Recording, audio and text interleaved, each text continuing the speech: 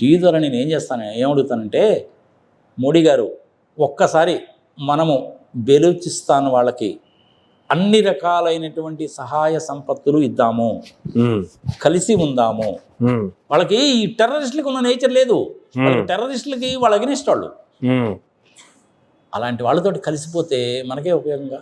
అంటే అఫ్కోర్స్ మనం ఇండియా నుంచి వాళ్ళు కనుక వెళ్ళాలంటే మనం సముద్ర మార్గంలో వెళ్ళాల్సిందే, ఓకే, లేదంటే ఎయిర్ మార్గంలో వెళ్ళాలి. ఇప్పుడు వాళ్ళు మనకి విమానం ద్వారా పోవడానికి వీల్లేదు, ఎందుకంటే ఎయిర్ ఫీల్డ్ మొత్తం కూడా క్లోజ్ చేశారుగా. సరే ఇప్పుడంటే మళ్ళీ ఏదో సామరస్యంగా వచ్చారు, సీజ్ ఫైర్ అన్నారు కాబట్టి మళ్ళీ ఓపెన్ చేస్తారని చూద్దాం. అలా ఓపెన్ చేస్తే కనుక మనకి ఈజీ. లేకపోతే ఏమవుతుందంటే మనం ఇలా తిరిగి వెళ్ళాలి. ఓకే, అలాగే ఇండస్ట్రీస్ పెట్టుకోవచ్చు కదా. ఆనంద్ మహేంద్ర గారు ఉన్నారు, మహేంద్ర కార్లు తయారు చేసి ఫ్యాక్టరీ పెట్టచ్చు. టీసీఎస్ వాళ్ళ సాఫ్ట్వేర్ కంపెనీ పెట్టచ్చు కదా. విప్రో వాళ్ళు ఒక మంచి సాఫ్ట్వేర్ కంపెనీ పెట్టచ్చు. రేమండ్ ములిన్ మిన్స్ వాళ్ళకి మంచి ఇది పెట్టచ్చు అక్కడ. ఓకే, ఇండస్ట్రీస్ మనం పెడతాము, పెట్టుబడి మనం పెడతాము, పన్నులు వాళ్ళకి వస్తాయి, వాళ్ళ దేశంలో ఉండే వాళ్ళకి ఉద్యోగాలు వస్తాయి. మంచిదే కదా. అంతే కదా. ఒకసారి మోడీ గారు ఆలోచించాలి దీన్ని. అది ఇప్పుడు అన్నం అంతా ఉడికిందా లేదా చూడాలి అంటే అన్నం అంతా తినాల్సిన పని లేదుగా. అంతే కదా. 10 నిమిషాలు వాళ్ళ నాయకుడు మాట్లాడి ఇదండి సంగతి అని మొత్తం హిస్టరీ చెప్పి అందులో 6-7 నిమిషాల పాటు భారతదేశాన్ని గురించి చెప్పాడు అంటే అలాంటి వాళ్ళ చెయ్యి మనం వదిలిపెట్టకూడదు. మన స్నేహాన్ని కోరుకుంటున్నారు కాబట్టి చెయ్యాలి. ఇజ్రాయిలీ వాళ్ళు ఎలాగో ఉంటారో బెలూచిస్తాన్ వాళ్ళు కూడా అలాగే ఉంటారు. It's going to be a good country.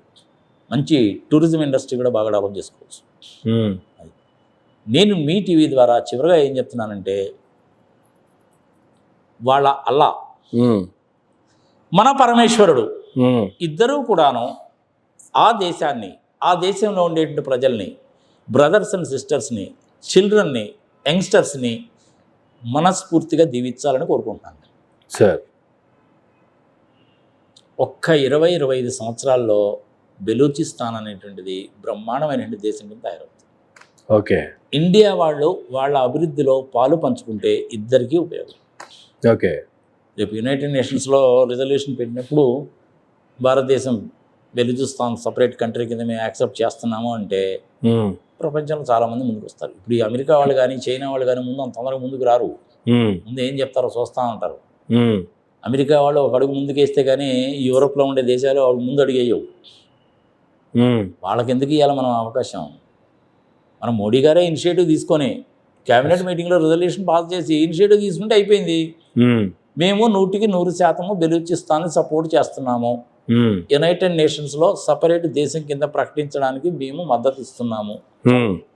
ఇప్పుడు పాకిస్తాన్ మనం ఏం చేయడబ్బా, మేము భయపడాల్సిన పని లేదు. లేదా న్యూక్లియర్ వెపన్స్ ఉన్నాయి మా దగ్గర, పాడు పచ్చిబదులు పిండా కూడా అంటాడు. న్యూక్లియర్ వెపన్స్ లేవు, పాడు లేవు. ఇప్పుడు వాడు తయారు చేసుకున్న న్యూక్లియర్ వెపన్స్ ఉన్నాయో లేవో ఎవరికి తెలియదు. వాటిని బయటికి తీసుకురావాలంటే కూడా అక్కడేమో కొండ చర్యల్లోనేమో బాంబులు వేశారు మన వాళ్ళు. అవేమో ద్వారాలు ఏమో మూసుకుపోయినాయి, అవేమో కొండ లోపల ఎక్కడో వచ్చినాయి. ఆ యురేనియం ఏదో లీక్ అవుతుంది సంగతి సంవత్సరాన్ని అమెరికా వాళ్ళు దిగిపోయారు. ఏం జరుగుతుందో మనకు తెలియదు. మనమైతే మటుకు వాళ్ళని చేయాల, దాని దగ్గర వేసాం కానీ దాని లోపల వేయలే. కానీ దెబ్బతిన మాట మటుకు వాస్తవమే. రేడియేషన్ వస్తుందా లేదా అన్న సంగతి మనకు తెలియదు. అది నిర్ధారిస్తారు అమెరికా వాళ్ళు, ఏ సంగతి చెప్తారు. ఆ విషయంతో మనకు అనవసరం.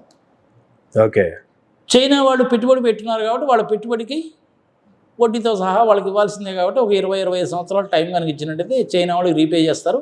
ఇద్దరు కంఫర్టబుల్గా ఉంటారు. It's a good country to go with, good people to go with.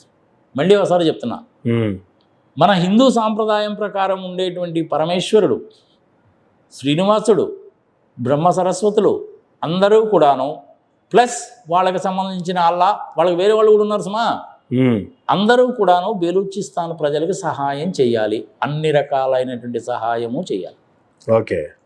జీవనదబ్బా ఇప్పుడు మనకి ఐఐటీలు ఉన్నాయి, అక్కడ కూడా బెలూచిస్తాన్లో కూడాను బెలూచిస్తాన్ ఇన్స్టిట్యూట్ ఆఫ్ టెక్నాలజీ అని ఒకటి పెట్టుకోవాలి అంటే మన ఐఐటి చెన్నై ఢిల్లీ ఎవరైనా సహాయం చేయొచ్చు.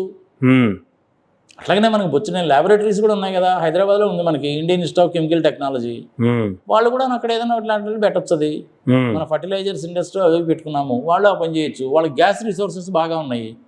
మన హిందుస్థాన్ పెట్రోలియంస్ వాళ్ళు, ఓఎన్జీసీ వాళ్ళు అక్కడికి వెళ్ళి శుభ్రంగా మనము వ్యాపారం చేయొచ్చు. మనకి 10 రూపాయలు వస్తాయి, వాళ్ళకి 10 రూపాయలు వస్తాయి, దేశం బాగుపడుతుంది.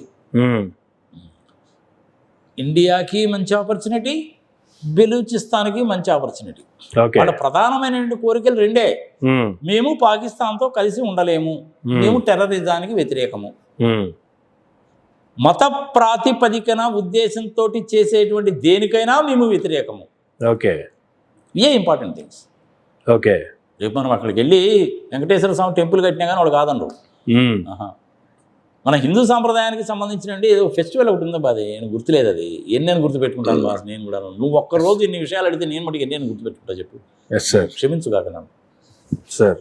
మంచి ఫెస్టివల్ కూడా జరుగుతుంది. ఓకే. 44% అయ్యా వాళ్ళ భూభాగంలో 44% బెలూచిస్తాన్. ఇప్పుడు బెలూచిస్తాన్ కనుక పోయి అటుపక్క గిల్గిత్ కూడా పోయి రెండు కనుక పోయినాయంటే పాకిస్తాన్కి చిప్ప చేతికి వచ్చినట్టే. ఇంకోటి మిగిలేదు ఏంటంటే సింధు ప్రావియన్స్ ఒకటే మిగులుతుంది. పంజాబ్ అంటారు లేదండి, సింధు ప్రావియన్స్ పంజాబ్ తరపు ఇంకేం ఉండవాడా. ఇప్పటికే పాకిస్తాన్ 2 ముక్కలు అయిపోయిందా, ఇప్పుడు ఇంకొక 3-4 ముక్కలు అవుద్ది. ఓకే. ఇంకా అంతకంటే ఏం చెప్తారో చెప్పబోయారు. 93,000 మంది లొంగిపోయారు. ఆ 93,000 తుపాకులు మీరు మాకు ఇవ్వండి, హాయిగా నిద్రపోండి, టెర్రరిస్టుల సంగతి ఏదో మేము చూసుకుంటున్నాము, మాకు కొన్ని ఆయుధాలు ఇవ్వండి చాలా అంటున్నారు వాళ్ళు. ఇంకేం కావాలి నీకు అంతకంటే? మనల్ని ₹1 డబ్బులు అడగలేదుగా, ₹1 డబ్బులు అడగలేదు వాళ్ళు. వాళ్ళ స్పీచ్లో నేను అది కూడా విన్నాను. We are not expecting any money, gift కింద మేమే ఇవ్వాలని చెప్పి కోరుకోవట్లేదు, చారిటీ మాకు వద్దు. చారిటీ అనే పదం ఉపయోగించారు వాళ్ళు. ఓకే. చెయ్యొద్దు, కొంచెం మాట వరుసకి రండి. మీ దేశంలో ఋషులు ఉన్నారు, మునులు ఉన్నారు, చక్కటి సాంప్రదాయాలు ఉన్నాయి మీకు, అది మేము చాలా బాగా గౌరవిస్తాము, మీరు మాకు ఈ చిన్న సహాయం చేసి పెట్టండి అని అడుగుతున్నాను. ఓకే. తప్పులేదుగా. అంత చక్కగా ఇంగ్లీష్ మాట్లాడతారని నేను కూడా అనుకోలేదు. చాలా డీసెంట్గా ఉన్నారు. ఓకే. ఇది ఈ బెలూచిస్తాన్కి సంబంధించిన ఒక ఆయన 4-5 years బ్యాక్ యుఎస్లో ఉంటాడు, అతను అమెరికాలో ఉంటాడు. ఒకసారి ఒక స్పీచ్ ఇచ్చాడు అనమాట. అదే నేను ఫస్ట్ వినడం బెలూచిస్తాన్ గురించి. ముందు ఏదో పేరు విన్నా కానీ అంత సీరియస్గా నేను ఎప్పుడు పట్టించుకోవాలి. నువ్వు ఈ సంగతి ముందే కనుక చెప్పినట్టయితే అది ఆ ఇంటర్నెట్లో ఎక్కడ అవుతాడు అయితే ఆయన పేరు రాసుకొచ్చేవాడిని సార్. ఎనియో బెలూచిస్తాన్ ప్రజలు నన్ను క్షమించుగాక, ఒక భారతీయుడిగా బెలూచిస్తాన్కి నా ఫుల్ సపోర్ట్ ఉంటుంది అబ్బా. నువ్వు భారతదేశంలో ఏ సామాన్యమైన మానవుని అడుగు ఇదే మాట చెప్తారు. ఇంతకుముందు పాపం వాళ్ళు వచ్చినప్పుడు మనం ఏ సంగతి చెప్పకుండా వదిలేసాం వాళ్ళు, కానీ ఇప్పుడు మంచి అవకాశం వచ్చింది. ఈ అవకాశాన్ని మటుకు వదిలిపెట్టకూడదు, ఇచ్చిపుచ్చుకునేటువంటి ధోరణిలో వెళ్ళాలి. అన్ని రకాలుగా కూడా మనం వాళ్ళకి సహాయం చేయాలి. వాళ్ళతోటి మనకి ఈ మత ప్రాతిపదిక అనేటువంటి ప్రాబ్లమే రాదు. ఎందుకంటే వాళ్ళకి ఈచ్ అండ్ ఎవరి తెగకు కూడాను వాళ్ళకి సపరేట్ సాంప్రదాయాలు ఉన్నాయి. ఆ సాంప్రదాయాల ప్రకారం పోతారు వాళ్ళు. అందుకని మనకి ఎక్కడ ప్రాబ్లం రాదు వాళ్ళతోటి. ఇంక నేను ఇంతకంటే చెప్పలేను బాస్. ఇజ్రాయిలీస్ ఎలాగ ఉంటారో బెలూచిస్తాన్ వాళ్ళు కూడా అలాగే ఉంటారు. రష్యా వాళ్ళు ఎలా ఉంటారో మనతోటి వాళ్ళు కూడా అలాగే ఉంటారు. మంచి ఆపర్చునిటీ, ఇంత మంచి ఆపర్చునిటీ అనేది వదిలిపెట్టకూడదు. ఓకే. రైట్.